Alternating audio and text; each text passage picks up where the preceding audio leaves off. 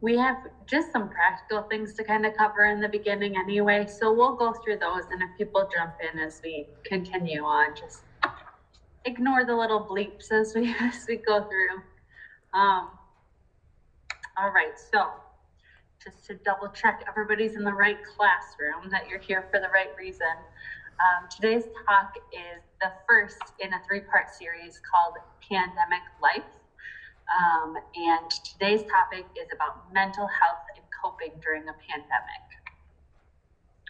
So my name is Lindsay Hegman, and I'm a counselor here at Catholic Charities. I've been with Catholic Charities since December. However, I have been a counselor for the past 6 years. Todd, do you want to go ahead? Yeah, and I'm Todd Oswinkle here at the Catholic Charities office in Dubuque.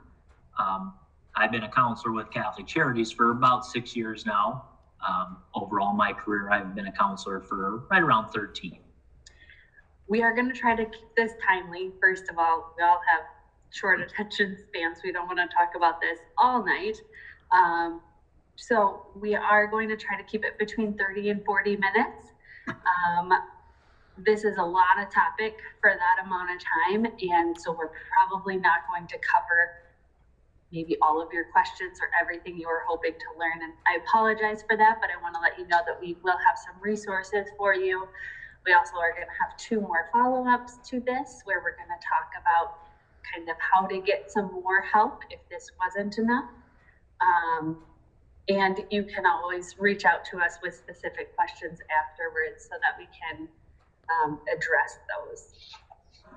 And just kind of reaching out here, we've introduced ourselves, but also like to introduce our organization we work for. Many people are probably here somewhat maybe familiar with Catholic Charities, but generally speaking, our mission is to reduce poverty, strengthen families, and empower communities in our northeastern 30 counties of Iowa.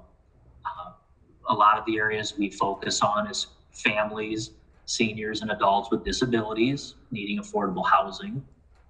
We work with individuals, families, and couples in need of professional mental health counseling. We work with those recently released from jail or prison in need of mentoring and support through our jail and prison reentry program. And also, we work with immigrants in need of professional and affordable immigration legal services. So we help anybody in need, regardless of their faith, background, and believe that every person deserves the right to be treated with dignity and respect. Welcome again to those people who just joined us since we started. Haven't missed much yet. This is just kind of an intro to tonight, what we're going to talk about. We'll cover some general mental health facts, then what's normal during a pandemic, a little bit about how to cope, some basic self-care, and then we'll give some crisis resources at the end. So some basic statistics. This is put out by the CDC. 1 in 5 US adults experience a mental illness. That's a pretty high percentage, yet only 45% of these people get treatment. Basically, what I think is important that we learn from this is that emotional distress exists. Not only does it exist, but it's affecting us and those that we know. And if you are one of these people that's struggling with a disorder or mental illness, just know that you're not alone, that this is something that a lot of people are struggling with, especially now during the pandemic. This is kind of a little breakdown of what are some of the most common mental health disorders. So anxiety is the highest with 47.5%, followed by depression, followed by PTSD. Dual diagnosis just means that they may be diagnosed with multiple mental health disorders, and then bipolar disorder, and then the rest of the disorders fit into those last 2 categories. So basically, whether we struggle with a mental disorder or not, all of us experience the stress, suffering, and ups and downs of daily living. All of us are physical, spiritual, and mental beings, and we need to care for each of these areas to be able to function and to serve and to love those around us. So how is this changing based on the pandemic? Those are our typical numbers is 1 in 5. This was a recent study that was done in, July of last year that shows that the percentage of adults who report an increase in worry and stress related to the coronavirus that's had a negative impact on their mental health. So at the beginning of the pandemic, you can see it starts out at about 32%. And by July, it was up to 53%. And my guess is that this trend is just going to continue upwards. I mean, there was a lot of uncertainty. There was a lot of worry and concern at the beginning of the pandemic when we didn't know what was going on, how to react, how long this was going to last. It was a jarring effect on our life when things closed down pretty abruptly. But the longer this all goes on, that has another profound effect on us. And Todd will talk a little bit about some of those stressors.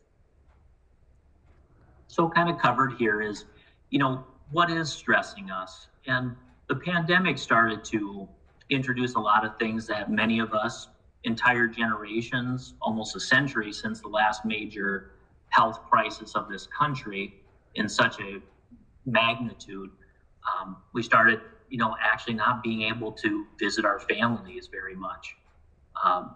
One of the first times in my life that I've ever gone to a store and found that an entire aisle of produce or items was completely out, where I was going to find toilet paper next became something I never thought I would see in my lifetime. But some of the other big pieces is, what's stressing us is we have a real lack of control over a lot of things. One part is when the country is maybe going to reopen, when we're going to get back to normal. What a lot of us, even including myself, thought would only be a week or two turned into a month or two. And now we're up at a year when really this all hits. So there's a lot of helplessness that came with that. A lot of fears of the future. When are things going to open up? When are things going to get back to normal? When can I get back to seeing our families again or friends without having to take precautions or in person? So what this really leaves us with is a chronic state of stress. And stress can be very intense, which is the way we normally think we would experience it, but really we're more in a chronic state of stress. It's just something we're experiencing nonstop and really starts to take a toll on us. And some of the reactions to this pandemic, and as it says here on our slide, according to the CDC, can be a lot of things as listed. But the main thing to really keep in mind is really it's a normal piece to not feel normal during the pandemic. It's maybe hard to know what we feel other than stress, as we mentioned before. But, we do start seeing things like changes in our sleep or eating patterns, worsening health problems. And some of my early experience as a counselor was an alcohol and drug counselor. And we see during very stressful times that individuals increase their use of some of our habits, tobacco, alcohol, other substances, and maybe just other personal habits that we'd like to change. Sometimes our response we want to say is, healthy or unhealthy. We need to be a little generous with ourselves and maybe forgive ourselves for slips or lapses during this kind of unprecedented time. But at the same time, it's going to be very challenging and trying to keep on track the best we can. Mm-hmm. So, as Todd said, those are normal responses. So if you're having that, your chances are you're not alone. Doesn't mean that they're all helpful responses, though. They're not all healthy responses or healthy ways to react. Like he said, we need to be generous with ourselves. However, this leads into our topic tonight of how can we find healthy, those are all our attempts to cope. We use substances, we maybe stay up late, we watch hours and hours of TV, whatever it might be. That's our attempt to cope with this feeling of helplessness, this stress, this anxiety, this fear. So how can we incorporate healthy coping habits and healthy self-care so we don't have to rely on those unhealthy ones? So I'm going to kind of give an overview of some of the areas we're going to talk about, and then we're going to dig in a little deeper to each one of these topics to give you hopefully some concrete things you can take home. A lot of these, chances are you've already heard about, but sometimes we just need reminders. We just need to remember, that's right, I do a lot better when I exercise regularly, or I know I'm happier when I get a social outlet, when I get to talk to other people. But throughout this year, over a year, we've just gotten bogged down by trying to survive, trying to do the necessities that we've oftentimes maybe lost track of the coping tools we know are healthy and work for us, and we just need to get back on track with them. Sometimes maybe some of these are new to you and there's something new you can try and incorporate into your schedule. So the first one is give yourself permission to feel, which I'll explain later. Choose your crew, so people who you trust to let in, to talk to. Be kind to yourself. Monitor what's entering your mind and body, and be honest with yourself and with others. So permission to feel your emotions. What do I mean here? We have experienced a lot of losses during a pandemic. Some of them might be as severe as losing a loved one due to the pandemic or due to natural causes or something else. Life is still going on and happening. So we lose people, and sometimes we're not able to grieve that because we're not able to have funerals, we're not able to get together, we're not able to have that processing time. Some people have lost jobs. Some people have missed out on vacations they were supposed to take. A lot of people are not seeing loved ones. A lot of people are stuck at home feeling lonely. Some people are missing social interaction. I know my kids and I have not been able to go on many play dates, and that makes it tough with little toddlers at home, which seems like a very small thing. We'll talk about this. So there's countless losses that we've experienced. And sometimes we're tempted to say, well, I haven't lost a loved one, so my loss is not as significant as this other person's. Others have it so much worse. Others have lost so much more than me, and therefore mine doesn't matter. That doesn't mean that sometimes we need to put our losses into context, but it doesn't mean that what we've lost and what we're experiencing doesn't matter and doesn't have value. So when we do this, when we kind of excuse our emotions or we try to shut them down and say it's not important, what I've lost isn't a big deal. I know for me at the beginning, I was kind of like, wow, high school students are really bummed that they didn't get to walk for graduation. Like, it doesn't seem like a big deal right now, but in their life and in their experience, that is a really big deal. And if this were normal circumstances, everybody would be like, oh, that sucks. That's such a bummer. That's really hard. And we need to recognize that these are still losses, even if they're not maybe as significant or severe as somebody else's losses. If we ignore them, it doesn't mean that the emotion goes away. Instead, the emotions tend to pile up and they cause more significant issues later on. So that's what I'm talking about, is permission to feel your emotions. It doesn't mean that you say, well, my loss is more important than other people's. It just means that I have experienced a loss. I am experiencing some fear, some anxiety, some concern over what's going on, and I'm not going to shut that down and ignore it.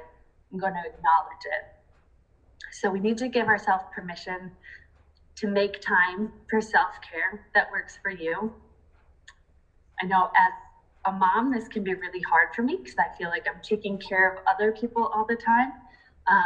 And it's tough to say that I'm important also, and I need to make time to take care of myself. We also need to give ourselves permission to say no. Now is not really the time to take on a lot of extra responsibilities. And we need to be okay saying, no, not right now, I'm sorry. We need to give ourselves permission to parent the way that we see fit. Other people might not agree with that, but if that's been our decision to either, maybe it's something like, we're gonna stay home, we're gonna homeschool, maybe it's, I'm gonna continue to send my kids to daycare. Not everyone's gonna approve of your decisions right now. We need to be okay with that and live our life. And that doesn't just apply to parenting. It applies to a lot of different things, whether we wear a mask, don't wear a mask. We need to make decisions and recognize that not everyone's going to always approve or like it. We need to give ourselves permission to make mistakes, and especially to set boundaries right now. So choose your crew. Like I said, this is the safe people that you share your thoughts and feelings with. Sometimes it might just be one person. Hopefully you have at least a few or a couple people that you can trust. And no matter how frustrated you are or how ridiculous you think your feelings may be, this is somebody that you can confide in, and they can help hold you accountable. They can speak truth to you. They can validate your experiences. And that is really important that we have those people. Be kind to yourself. How often can we be our own worst critic? So we need to make it a habit to talk to ourselves in loving and uplifting ways. We need to have the kind of patience and encouragement and love for ourselves that we strive to have with our friends or children. This is kind of a litmus test that I have for myself and for my clients is, how would you respond to a friend who had that same concern? Or what would you tell a friend who is in your same situation?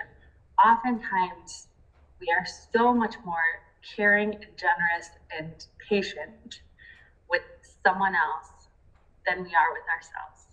And don't we deserve that same patience and kindness? Other things that can help is set down the phone and stop comparisons with other people. Keep our self-talk positive, set attainable goals, be patient with ourselves, and celebrate when we've met those goals, and then allow space to fail. Another thing to be aware of is what's entering your mind and body. So whether this is food, alcohol, media, exercise, books, prayer, be aware of how you're spending your time, what you're feeding to not just your body, but to your mind. How does it affect you to watch the news every night? Does it make you feel kind of blah or anxious or overwhelmed at the end of it?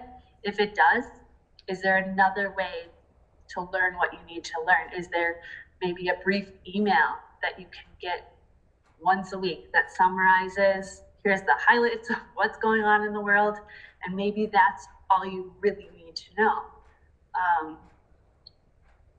Similarly, what kind of music or books or TV am I watching, and how is that affecting my mood? Am I spending time exercising? Am I eating healthy foods? All of these things that we kind of know what tends to help and what doesn't help, but we need to take a minute and pause and assess how much time we're giving to each of these things and how it's affecting us.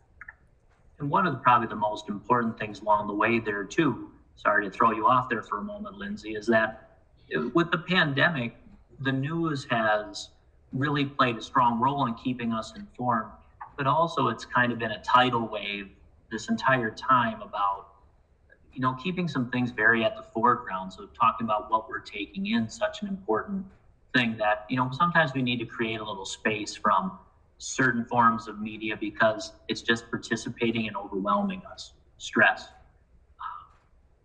with, seeing the news every day and seeing such numbers we're seeing, especially earlier in the pandemic, but even now, it's a nice opportunity to maybe take a step back and limit ourselves a little bit to that just to get the basics, but then disconnecting into some other hobby or activity to help us de-stress a little bit. Mm-hmm.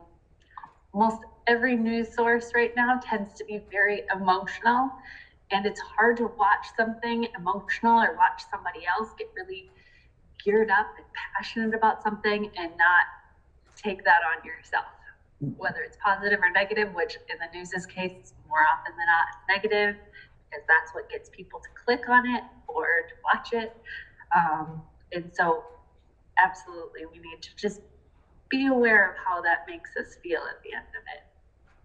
I wanted to call out exercise specifically because it is so important, and also it's really hard. It's really hard right now, especially because we're in the middle of winter. It's been frigid outside. I haven't wanted to go outside any more than I need to. So finding creative ways to get exercise in is a challenge. Statistics show, or studies show, that 30 minutes of exercise per day, about 3 to 5 times per week, may significantly reduce symptoms of anxiety and depression. How does this work? It helps us release feel-good endorphins naturally in our brain, takes our mind off of our worries for a little bit. If we can get away from the cycle of negative thoughts that feed depression and anxiety, it helps us to be able to fight off those negative thoughts different times. Oftentimes, it can help us gain confidence. We are able, especially if we're able to meet exercise goals or challenges, and I don't mean necessarily focusing on a number on the scale and meeting those goals. I mean setting goals for being healthy. So whether that's setting a goal that I'm going to work out for 10 minutes twice a week and going from there, and starting small and building on that so that every time you reach that goal, you can feel more and more confident and you're more encouraged to go back and do it. If we set a really lofty goal that, maybe we can get to at the end of the year, we're going to lose our steam because it feels unattainable right in the beginning. So we've got to start with small little things that we can do. This one's easy to say. It helps us get more social interaction. Right now, that's really challenging. But maybe it just means that you're walking down the street and you get a friendly smile from a neighbor. Or maybe there's a virtual or in-person class that you can be a part of that makes you feel more social, even if you're not physically present with these people. So just a few tips on how to get started and to stick with it because it can be challenging. First of all, identify what you enjoy doing and start there. So don't become a marathon runner if you don't really like running. When does it fit into your schedule? Maybe you could draw in an exercise video on your lunch break, especially if you're somebody working from home. Maybe it's playing basketball with the kids after school. Maybe it's a morning run. There's different times to fit it in and different ways to fit it in. Don't think about exercise or physical activity as a chore. Rather, think about it as we're presenting it, a coping tool to help you feel better. So be gentle if you don't fit it in. Don't get really anxious or frustrated with yourself. Another thing to think about is to analyze barriers. What keeps you from exercising? Say you've made a plan over and over again that you're going to go for a walk around the neighborhood. What's the excuse that comes up that prevents you from doing that? Maybe your reason is, I don't really want to join the gym because I don't think it's safe, or I don't want to interact with people right now, just because I don't like working out in front of people. Maybe exercising from home, starting there. doesn't have to be in a gym, doesn't have to be lifting weights. It can be any version of exercise that you like. So you just need to get creative with it, basically. This next one, be honest. So this is, again, be honest with yourself, with others as well. So how are you really feeling? This takes time to check in with ourselves. We can't just go through the motions of the day. We have to take time and really check in with, how am I feeling right now? What kind of thoughts am I having throughout the day? How is it affecting me? And then sharing this with safe people and asking for help if we need it. If you're experiencing deeper levels of anxiety or depression, share with your safe people and reach out for professional help if needed. It's really a sign of courage and humility to ask for help, even though it can be really hard. This is just a little bit more information about self-care during a pandemic. So specifically, something we might need is to get answers. So maybe we have questions about, what happens if I get sick? What happens if I have symptoms? Probably most of us know this by now. What we should do, who we should talk to at work, when we need to stay home, when we don't need to stay home, when kids have to stay home from school. Or maybe our questions are about the vaccine. You know, what went into creating the vaccine? When is it going to be available? What are some of the pros? What are some of the cons? Maybe we can reach out to our doctor, we can reach out to someone we trust, and we can ask those questions and get them answered, and that will give us some peace of mind. Maintaining social connections in new and creative ways is really important. So maybe I've heard of some really fun and interesting ways that people have stayed in contact, whether it's just driving by people's houses and saying hello and talking outside a car. Maybe it's getting a pen pal or sending letters the old-fashioned way. Those are really fun to get. Maybe it's creating a little small group. If you are able to talk about your comfort level of meeting with certain people, and you create kind of a small group of people that you are going to kind of quarantine with together, that you feel safe around. Or maybe it's finding ways to have play dates at parks, or socially distance in a gym or in a garage, things like that. Serving others in creative ways can also be really helpful for building our own level of self-care and building our own mood up. Taking healthy breaks from the news and social media. We kind of talked about the news. Social media is another one that, you know, maybe we need to set phone limits on our phone, or maybe we just need to be aware of how much we're on our phone. That's one thing I've been doing during Lent, is just being aware of how much time I spend on my phone. And it's always a little shocking at the end of the day to see how much time it sucked up. And that can be a healthy thing to set that down. Gives us also more time to pick up healthy habits, healthy hobbies that make us feel good. And then practice gratitude. This can be as simple as keeping a little gratitude journal, and at the end of the night, writing down 5 things that you're grateful for. Maybe it's instituting this at a family dinner. During dinner, everybody goes around and talks about something they were thankful for that day. Or maybe it's writing thank you notes to recognize people who have done something or helped you in a particular way. And in talking about self-care, one of the other pieces here is just trying to be mindful that self-care is something to help us kind of get through this time. I know a lot of individuals I work with, family members, friends, are sometimes looking at, how do I completely get rid of this stress, related to the pandemic or other things they're going through in their life. And we talk a lot about self-care. And that's important because it helps us get through trying times. Sometimes it doesn't completely alleviate everything, but the hope is that it'll help kind of keep things running more smoothly until maybe better times come about, or like with this pandemic, when it is hopefully over, that we take a little extra time for ourselves to help maybe smooth the gears until we get to the end.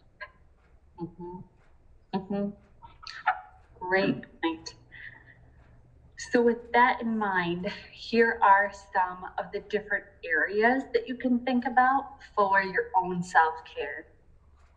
Maybe you feel like, you know what, physically I've got self-care down.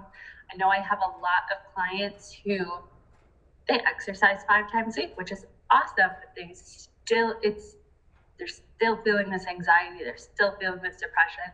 And so then we can look to some of these other areas and where is it maybe falling out of whack? Where is there an imbalance? So as I read through these, I just want you to think about where your imbalances might be and what are some things that you could maybe incorporate. Some of these are more specific than others.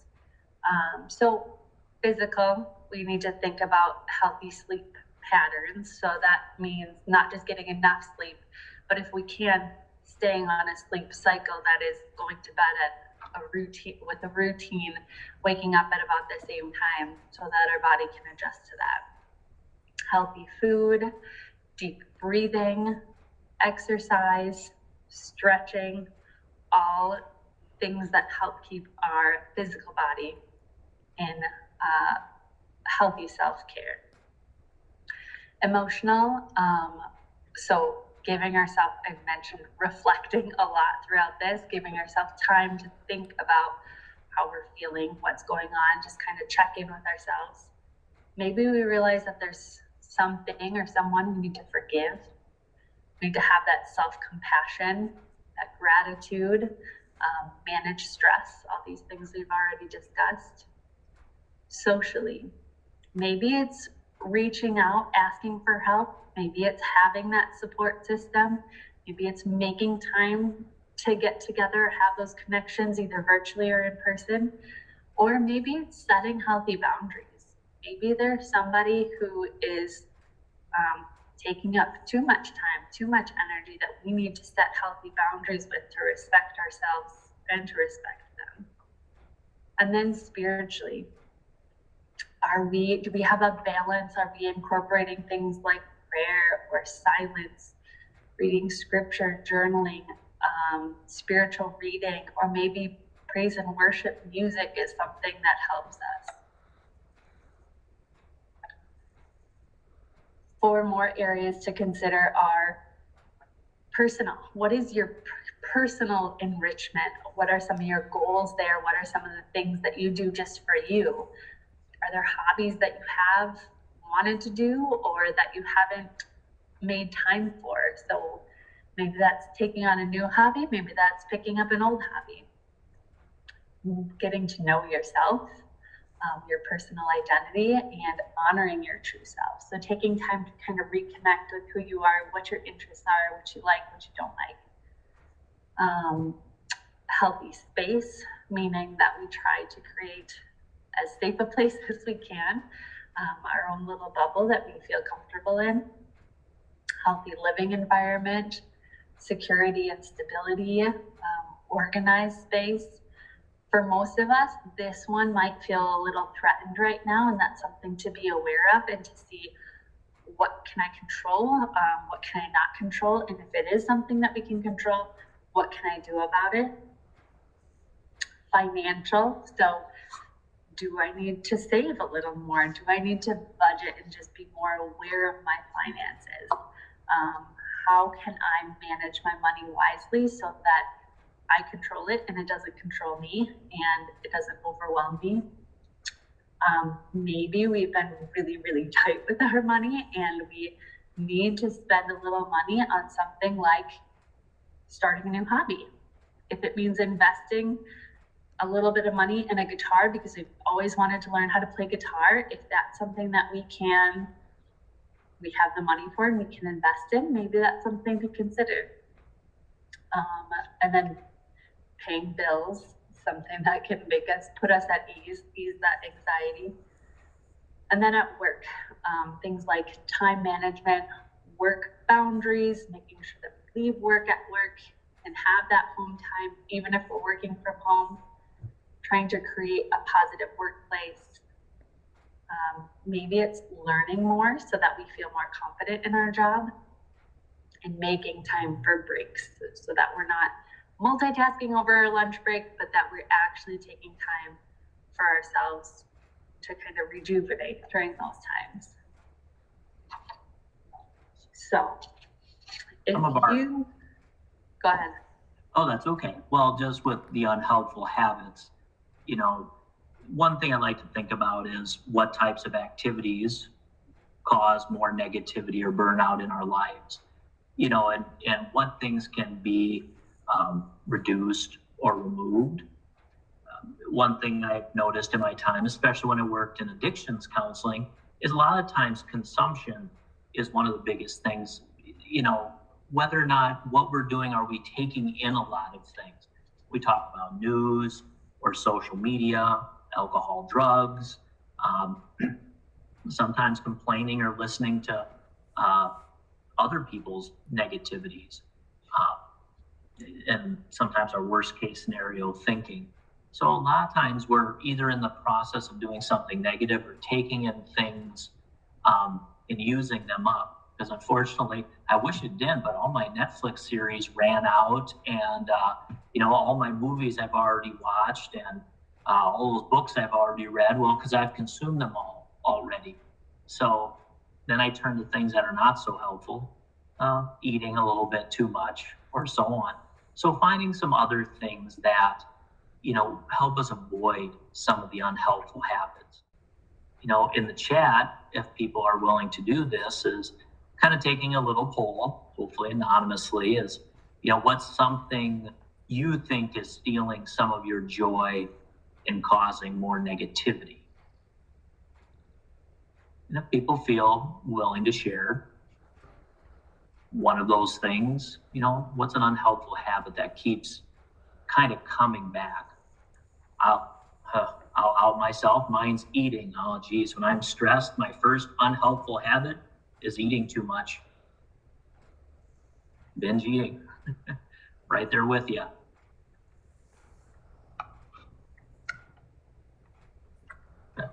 Yep. And I've heard of those, getting kind of sucked into the games. Yes. On our phones or computers. Screen time. And it's all about that's about consumption habits. We're taking in stuff to try to help ourselves decompress, which again, it's all good. We got to be forgiving with ourselves. But sometimes, like in our last slides, sometimes going and creating a little bit.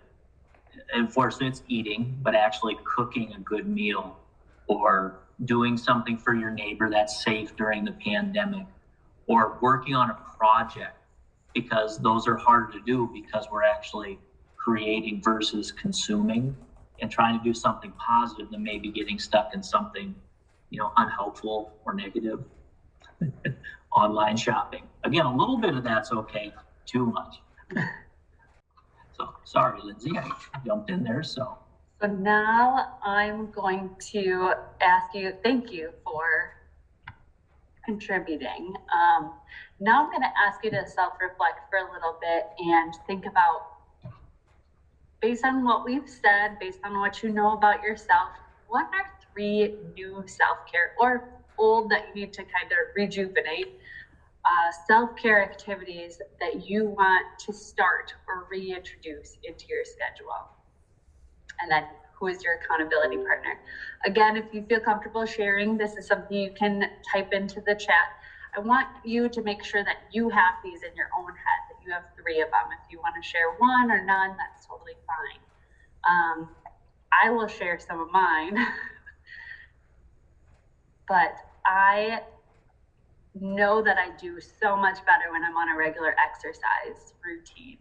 Even if it's a 10 or 15 minute little video that I can put on and the kids are doing it in the background with me, that one's really helpful for me.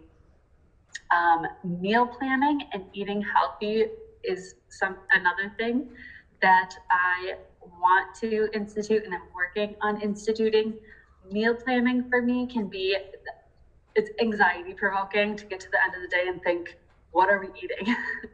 So for me, taking away that last minute stress by planning ahead not only makes the day a little smoother, it's also more cost effective because we're not eating out as often. We can plan our groceries. We can make sure we're eating them in the right amount of time. Also, it's a lot easier to eat healthy when I meal plan. So studies have shown that healthy food is linked with a healthier brain. There's a correlation between diets high in refined sugar and impaired brain functioning and depression. So that's important for us to keep in mind. I talked about healthy eating earlier, but how much sugar are we taking in? How much caffeine are we taking in? How is that affecting us? And then my last one is journaling and writing and prayer. I keep a journal kind of for myself that I pray and that I write in. And then I keep journals for my kids where I kind of write down things that happen throughout the day for them to remember in the future. I don't do this every day, but it's really helpful for me to do that self-reflection and also to have that spiritual time of prayer. So it looks like other people want to get back into reading, which is a great thing. It's enriching. It makes us feel like we're accomplishing something with our time as opposed to something like TV, which can just kind of feel like a time suck. Yeah, we can feel like maybe, it'd just be so relaxing to turn my brain off for a while. But at the end of watching TV, we feel a lot less productive and a lot not as great about ourselves as if we have time to, like Todd said, create or read or do something that we kind of have something to show for afterwards. Other ones, yoga, painting, reading. So getting a few different areas in there, enriching your mind, enriching your body, getting to use some of your creative personal skills. Awesome. All right. And kind of the next slide actually builds into our next talk that we're going to have on the 30th of March. Is generally, signs whether or not we need to seek counseling or therapy in this kind of time of stress. Self-care goes a long way in reaching out and having a lot of different resources. The way I like to think about it is a lot of our lives we have to live like an old-fashioned, maybe more bicycle wheel with spokes. We don't just have one spoke on a bicycle wheel, unless there's some fancy Elon Musk wheel. They usually have a lot of different spokes, and those all need to be different resources in our life, family members, friends, activities, and so on. But sometimes those things, though helpful, just aren't quite right. We might be finding ourselves during this time of the pandemic or before, or maybe after, feeling predominantly sad or angry, or somehow not really feeling like ourselves. And we know there's just something different about us right now, and we can't put our finger on it. That's where counseling and therapy can really help us maybe look at those things. If we notice we're abusing substances, alcohol, drugs, food, some individuals, it's gambling. That can be at a casino or sports betting. And that can be spending far too much money. That, maybe we've talked to other people about it, but they're not exactly sure how to help us with that. So counseling can be a great place to have somebody to talk to about that. Also, especially during this time, we might have lost someone or something that's very important to us. A family member, a job, just a loved one. And when we've lost someone, sometimes it's hard to open up about that. And that's a good place where counseling can actually come in handy, because we can have somebody who maybe doesn't know everything about us and can show us some real unbiased support. Another great place, but a very terrible one, is when something traumatic happens in our lives. Sometimes traumatic things really lock into our brain strongly. It's a defense of how our brain works, is to not forget things that have really, really hurt us. And a lot of the times we think about what we call big T traumas, natural disasters, car accidents, um, homicides, or witnessing something very bad. So wars, we think of big T traumas when we say, well, nothing traumatic has happened to me in my life. Well, because we haven't had a big T trauma. However, many of us have had smaller T traumas. We've lost a very important job. There was a death in our family. We lost a lot of money in some type of an exchange. Maybe we were abused as a child or neglected. All those things are still traumatic. That might be something that a counselor can help us work through. And probably one of the biggest ones is that there's, like it says in the top, we're not ourselves.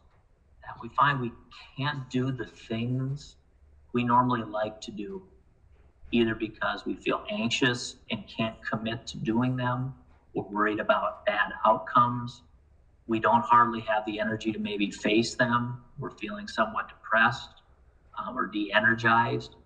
And sometimes talking to a therapist and getting an assessment and being able just to talk about, like, what are my options and what can help me get through this, cope, and kind of get back to living my life again.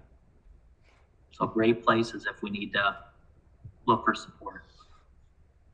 And, with our own program here, our Catholic Charities counseling program, as it says, just so people know, as a resource, we provide access to affordable mental health counseling. We work with individuals, families, and couples. Our program accepts insurance policies, many of them, Medicare or Medicaid as payment options. And also, we never turn anybody away for inability to pay. We do offer like a sliding fee scale for anybody that is experiencing a financial hardship that makes seeking therapy elsewhere less affordable, because it can be very expensive at other private agencies or some of the larger institutions here. And we have 4 office locations with counselors who focus on early intervention. As that old saying goes, an ounce of prevention is worth a pound of cure. So sometimes talking to somebody before it gets very heavy or very serious is good. I always like to say, ooh. Sometimes that's okay, we moved ahead, but no, sometimes the worst thing that can happen is we can come into a counselor and talk and find out, okay, maybe my concerns aren't as bad as I thought. And we don't have to spend much time there. Or we find out that, wow, maybe this is really helpful and I got to work through several things and it helps out. So, a lot of the resources, especially during this pandemic, we can feel like we're in a crisis, or individuals need help sooner before maybe they can get to see somebody in a counseling office, or they don't maybe have as many resources, friends or family available. There are crisis or helplines, especially in the state of Iowa. And if people are interested in these, since we don't have our slides openly available, if you do want to take out like your phone for a moment, or your iPad and take a screenshot or a picture of this. So we have several crisis lines. So the Iowa statewide crisis line, that is available 24 hours a day. The Iowa Warm Line, which is kind of a little different because it's actually a peer-led program. It is only open from 2 to 10 p.m., but when you would call, you would actually speak to another individual who's maybe going through a very similar thing and is in their recovery, and they're willing to talk to you about mental health concerns or brain health or substance abuse. The Foundation 2 Crisis Counseling is also a 24/7, 365 days a year program. They're based out of Cedar Rapids, so they do have a local Cedar Rapids line if somebody is from Cedar Rapids or nearby, or they also have the Iowa-wide line that people can call toll-free there. We also have the Dubuque Phone a Friend crisis line, which I believe is similar to the Warm Line, but this is more local for anybody living in or near Dubuque. And then we also have the Suicide Prevention Hotline. That is a national service that anybody from any state can call.